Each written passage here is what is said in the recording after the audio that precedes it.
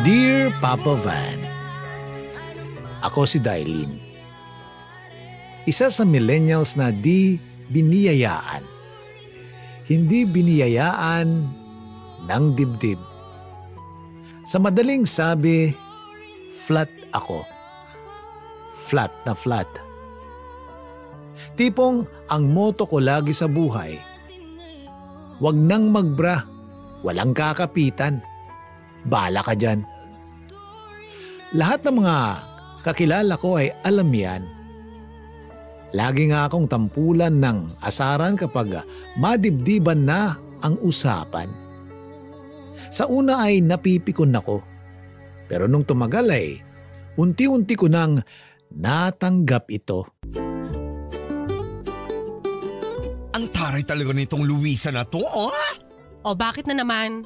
Nakita ko lang tong nakatag sa yung picture. Oh, ano yan?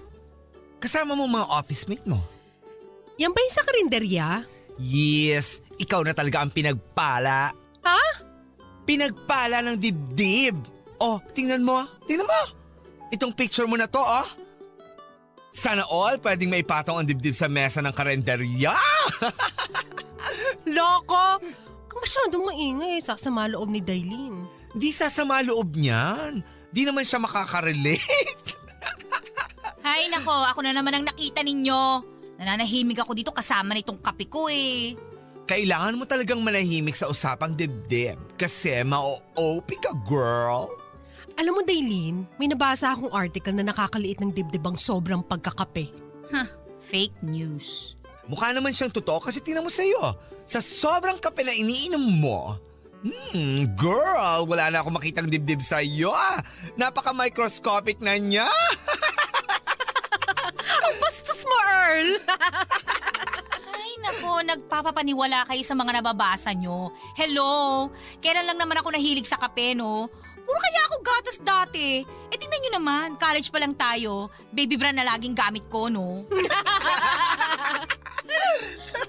Sige, itawan nyo lang yan. Tawanan nyo lang ang kakapusan ng dibdib ko. Balang araw. Balang araw ano? Lalaki din yan? Bakit? May sinabi ba ako? Ano nga? Balang araw, mapapagod din kayong dalawa sa katutukso sa akin. Naku, hindi. Pag-usapang dibdib, nasa unahan ka ng lista na pag-uusapan namin. Alam mo, friend, kung pwede lang tapyasan kahit 1/4 lang ng dibdib ko, gagawin ko. Ibibigay ko talaga sa'yo para matry mo na magsuot ng pangdalagang bra. Kaawa, girl! Hindi ko kailangan yon, no? Kontento na ako sa ganito. Talaga? Patingin nga ng kontento? Tumigil ka nga dyan, Earl, ha? Akala mo naman may dibdib ka. Malamang lalaki ako, no? Anong asaan mo? Wala ka na bang masabing iba, Dailin? Siya, sige, tigil na. Bukas na lang ulit. Same time. Yes, same time, dibdibang usapan ulit. Dailin left the group. Luisa is waving!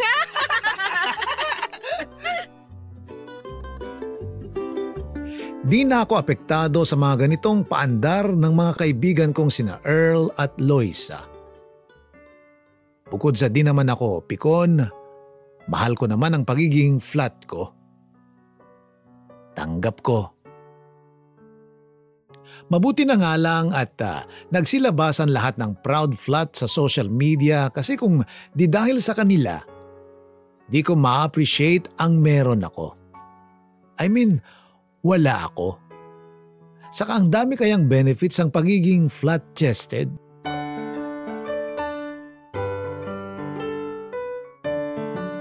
Ang dami-dami kayang benefits ng pagiging flat-chested. Meron ba? Parang wala naman.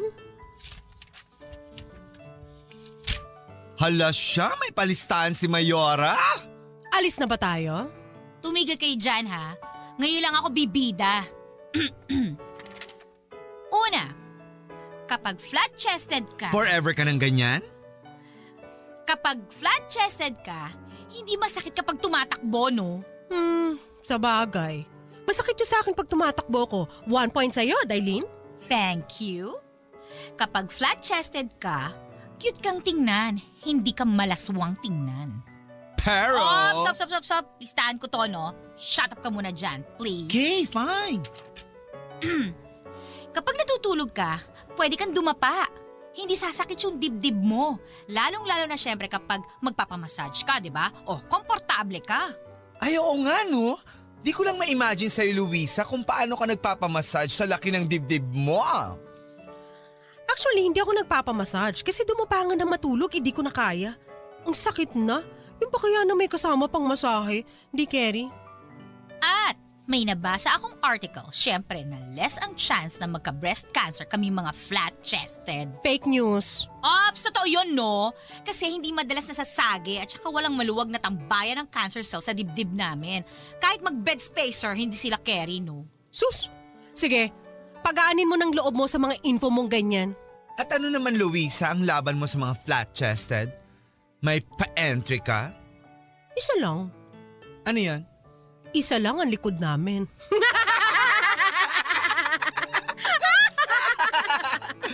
Masyado pang maaga, Dailien, para mag-leave the group ka, ha? Dami ka pang pang-aasar na ipapatong dyan sa kanin mo.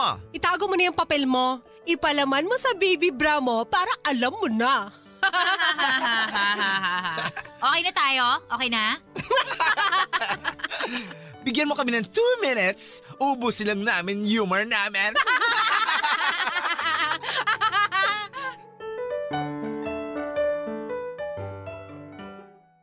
Wala akong problema kung araw-arawin nila ako sa pang-aasar sa dibdib ko. Carry lang sa akin. Tanggap na tanggap ko ito at proud na proud ako rito. Noon, bago ko makilala si Tom. Ang lalaking dahilan kung bakit isang araw nagbago ang pagmamahal ko sa pagiging flat-chested ko. Nakilala ko si Tom sa Facebook. Inad ko siya nung nakita kong nag-appear siya sa People You May Know ko sa newsfeed. Siyempre, gwapo. Single naman ako. Single din naman siya. E di pag-pray ko na lang na i-accept niya ang friend request ko. E wala pang isang araw, answered prayer agad. Friends na kami sa FB at syempre, in-stalk ko ang Facebook niya at doon ko nakita na puro ang sinishare niya at nilalike ay mga babaeng may malalaking dibdib. Literal na nanliit ako bigla. Teka, may ililiit pa pala ako nito ha. Bigla akong nawalan ng pag-asa. Tinigil ko na ang pang-i-stalk dahil alam kong wala naman akong pag-asa sa kanya hanggang sa bigla itong nag-wave sa messenger. At doon na kami nagsimulang maglandian.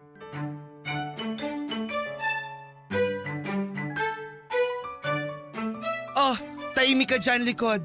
Wala ako sa mood. Huwag niyo ako asarin, please. Pero seryoso, anyari sa'yo? Kanina ka pa tahimik ka. Kasi may nakakalandian ako sa social media eh. Oh, tapos? Swak na kaming dalawa eh. O anong problema dun? Mahilig siya sa mga malalaking dibdib. Ah, yun lang. Block mo na. Seryoso? Yan lang ang ma-advise nyo? Seryoso kayo talaga? Anong klaseng advice ba ang gusto mo? Palakasin nyo naman yung loob ko. Tapikin ka namin sa likod? Teka, medyo confusing. Saan likod mo pala? Ay nako, ayan naman eh. Seryoso na kasi. Wala na tayong magagawa kung hilig niya yung malalaking dibdib. Paano mo ba kasi nasabing yun ng mga babaeng gusto niya? May proof ka? Walang ibang laman ng newsfeed niya kundi mga babaeng may malalaking dibdib. Lalo na yung mga babae sa anime ba yun? Kaloka, pati anime pinagsilusan? Kaya insecurean? Iba rin. Kasi lahat ng mga nilalike niya na lumalabas sa newsfeed ko puro babaeng malalaki yung dibdib. Walang katulad mo? Unfortunately, wala. Kaya ka gigil match ngayon. Well, kung yan naman ang problema mo, pwede naman nating masolusyonan yan. Ipapahiram mo sa akin yung dibdib mo? Kung pwede lang kahit 2 weeks kong ibakasyon sa'yo Pero syempre dahil hindi pwede, may naisip ako. Ano naman yun? Wag breast implant ha, di niya afford. Unless sa katay ng baboy siya magpagawa. Loko ka, Earl. Seryoso, magic bra lang ang kailangan mo. Anong magic bra? Yung bra na pwedeng pagmukaing malaki ang dibdib mo. Ay nako, yung mga wonder bra ba yan? Mga push-up bra, ganon? Sus, na-try ko na yan eh. Ang laki nung space, halatang halata. Kayang gawa ng paraan yan. Manalig ka sa skills ni Luisa. Yes, madaling pikein yan. So tara na! Uy, asin ngayon na? Bago kayo mag-meet ng lalaking yan sa personal, mas maganda mapagandaan mo na to para mabigla siya. At habang nasa sasakyan tayo, please, paki-hide mo na rin mga picture mo na mukhang dalawa ang likod mo. Bastos mo sa akin ah. That's what friends are for. Natagalan kami sa Divisoria sa pagbili ng bra na pagmumukhaing malaki ang aking dibdib. Stress na ako noon pero sina Loisa at Earl, matindi pa rin ang pananalig na makikita na ang perfect bra para sa akin.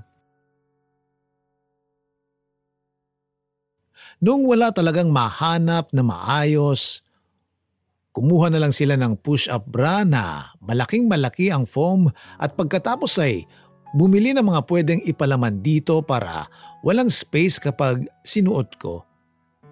Tinulungan nila ako na mag-prepare sa pagkikita namin ni Tom. At masaya ako dahil kahit papano ay nagmukhang may dibdib na ako sa unang pagkakataon.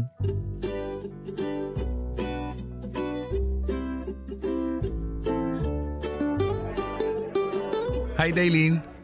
Hi, Tom. Sorry kung medyo natagalan ako sa pagpunta ha. Ang kukulit kasi ng friends ko eh. Tinulungan pa akong mag-prepare para sa date na to. Gets ko yan. So, order na tayo? Yes, please. Salad lang sa akin tsaka diet soda. Sure ka? Lunchtime pa lang naman ah. Okay lang, diet ako eh. Sus, huwag ka na mag-diet. Mas maganda sa babaeng malaman. Mahilig ka sa babaeng malaman? Oo, sobra. Hindi ako fan ng mga babaeng patpatin. Gusto ko yung kahit papano may nahahawakan naman ako. Grabe siya. O sige, order ka na ng crispy pata at 2 rice. Hoy, hindi yun for sharing ah. Good. Yan ang gusto ko sa babae, walang keme sa pagkain. Yan din ang gusto ko sa lalaki. Mahilig sa mga babaeng walang keme.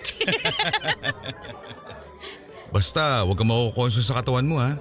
Para sa akin, di mo kailangan mag-diet. Ang sexy mo na kaya. Napapalingon nga mga lalaki kanina habang papalapit ka sa akin eh. Uy, grabe. Hindi ko naman napansin yun. Well, ako, napansin ko yun. Malas nila kasi ako ang kasama mo. Ako ang pinili mo. Grabe, nakakapula ng pisngi yung mga sinasabi mo. Sinasabi ko lang ang totoo. Ang sexy mo kaya. Ang ganda ng kurba ng katawan mo. Yung mga kaibigan mo siguro, inggit na inggit sa katawan mo, no? Ay, oo. Lalong-lalo na yung friend kong babae. Naku, laging nagsasana all yon kapag nakikita niyang hapit ang damit ko at litaw ang dibdib ko. Naniniwala ako dyan. Kahit di mo kaibigan siguro. Kahit nakasalubong mo lang, mapapasana all sa'yo eh. Ang ganda kasi ng hubog ng katawan mo eh. Pang bikini contest. Uy, hindi naman. Sobra ka. Hindi mo lang alam kung gaano ako kaswerte na pumayag ka makipag-date sa akin. Naku, hindi mo rin naman alam kung gaano ako kaswerte na inaya mo ko sa date na to. Thank you nga pala sa friend request mo ha. Thank you sa late night talks. Thank you sa pagsasend mo ng selfie sa akin bago ka matulog sa gabi. At thank you sa ililibre mo sa akin today. Ay wait, KKB ba to or… Akong bahala. Ang babaeng katulad mo, yung babaeng kasing sexy mo, di dapat pinagbabayad ng bill. Sana all.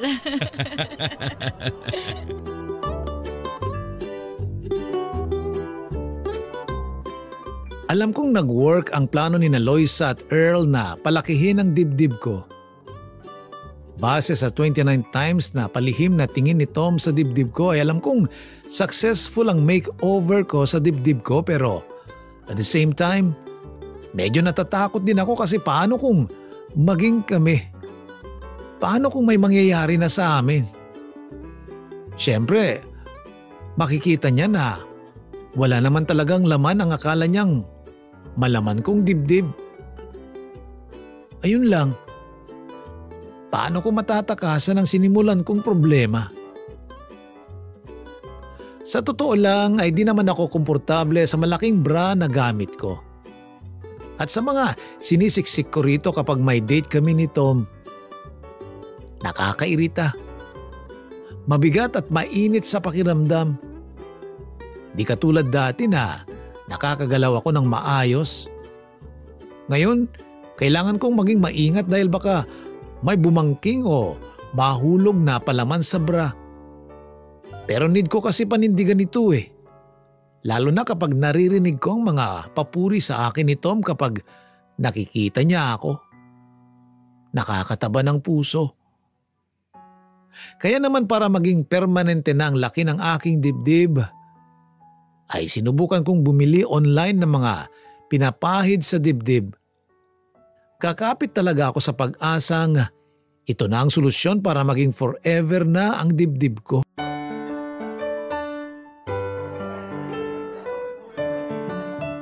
Ayos ka lang? Ha? Para kasing hindi ka mapakali dyan sa inuupuan mo eh. Gusto mo, palipat tayo? Ay, hindi. Okay lang ako. Kanina ka pa kasi balisa. Para may mali sa'yo eh. Medyo naiinitan lang siguro ako. Siguro malapit na dalaw ko kaya ganito yung feeling. Medyo nakakairita, ganun. Ganun ba?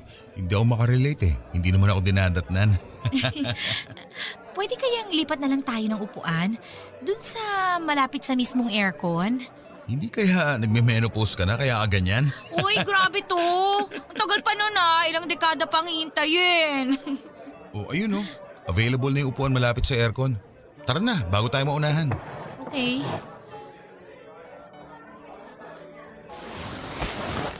Dito ka na sa tabi ko umupo. Sige, pero mag-CR lang ako ha. Oh, bakit? LBM? Hindi, mag-retouch lang ako. Retouch? Wala ka namang makeup ah. Wala ka rin dalang bag. Maghihilamos na lang. Ito ang panyo ko, gamitin mo na. Just in case na walang tissue doon. Salamat. Dailin? Yes? May problema ba sa dibdib mo? Ha? Bakit mo nasabi? Kasi sorry ah. Kanina pa kita napapansin na Na ano? Panay ang hawak at kamot mo sa Sa? Sa dibdib mo. Ay, sorry napansin mo pala. Sa loob ng isang oras na magkasama tayo, nabilang ko na kung ilang beses ka nagkamot. Makati kasi. Baka may nakain kang hindi hiyang sa dibdib mo. Pwede ba naman yun? Malay mo lang naman. Hindi kasi yun nga, pag malapit na yung dalaw ko nangangati talaga ang dibdib ko. Sorry tulad ng sabi ko. Hindi naman kasi ako dinadatnan kaya wala akong alam. Ayos lang. Pagpasensya mo na lang kung ganito ako ngayon ha. Sige, punta lang ako ng CR sandali. Dailin, wait. Yes? Nahulog mo. Gusto ko nang magpalamon sa tiles ng resto na yon nang damputin ni Tom ang pad ko sa bra na nahulog dahil sa pagmamadali kong pumunta ng CR. May cream pa ito dahil nga sa ginamit kong pampahid para lumaki ang dibdib ko. Pulang-pula ang mukha ko noon at sinabing di ko alam kung bakit may pad sa damit ko na nalaglag. Sabi ko na lang baka sumabit sa akin yung pad ng bra nung katabi ko sa bus kanina. Naniwala naman siya. After nun ay nag-aya na rin akong umuwi dahil di ko na alam kung paano babawiin ang kahihiyan ko at kailangan ko na ring tingnan ang dibdib ko. Dahil sobra na ang pangangati. At nang makarating na ako ng bahay, nakita ko ang pagpapantal-pantal ng dibdib ko dahil sa pinahid ko.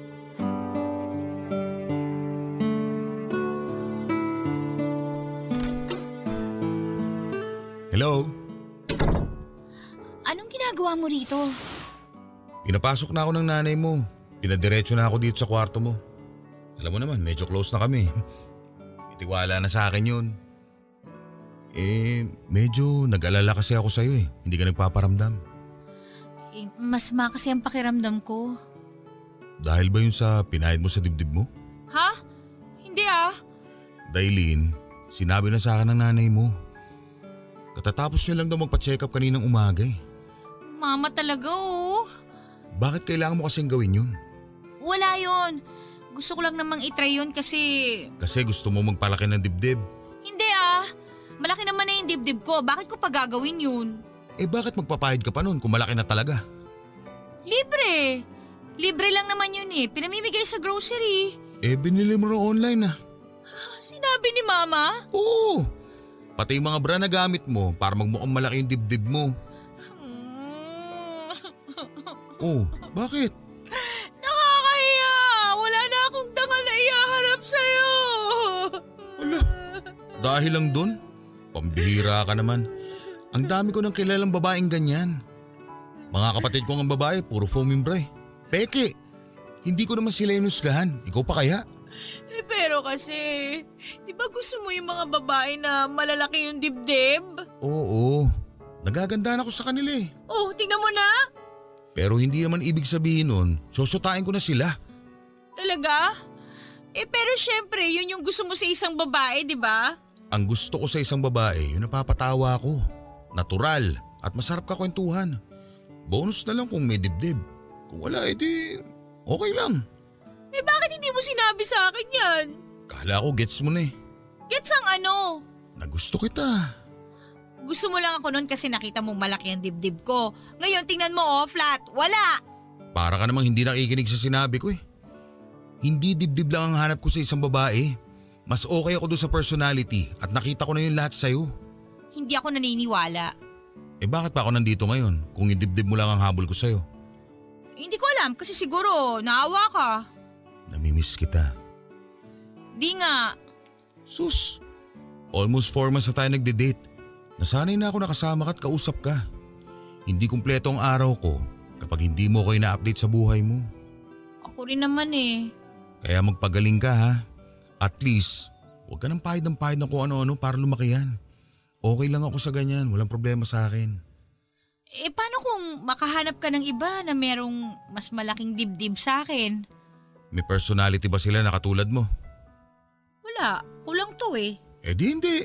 Ganun lang kasimple yun. Tanggap mo ako sa ganito? Andito ba ako nagsasalita ngayon kung hindi? Gusto ko lang malinaw. So, pwede ka ba lumabas ngayon? Hindi pwede eh. Makati pa tsaka mahapdi pa rin kasi. Okay, pa-deliver na lang tayo ng food. Ano gusto mo? Oh, bakit umiiyak ka? Kasi ang swerte ko sa'yo. Sus, para yun lang? Hindi lang yun. Bakit ka nga umiiyak? Sayang yung mga nabili kong bra. Hindi ko na magagamit. I-donate mo na lang sa mga kakilala mo malalaki ang dibdib. Sige.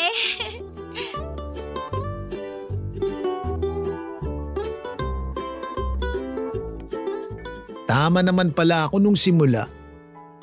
Dapat lang kasi mahalin at tanggapin mo ang sarili mo dahil sa paraang yon, matututunan ka ring tanggapin ng taong gusto mo.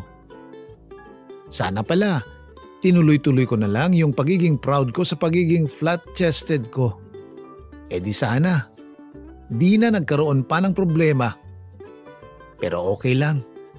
At least ngayon, mas tumindi pa ang pagtanggap ko sa sarili ko. Lalo na nung malaman kong kahit ganito ang dibdib na meron ako, mahal naman ako nito at yun naman ang pinakamahalaga doon. Maraming salamat sa pagbasa ng aking kwento at sana sa lahat ng mga nakapakinig nito, natuto kayo na mahalin ang meron kayo at tanggapin ang wala kayo. Ang inyong forever taga-subaybay, Dailin.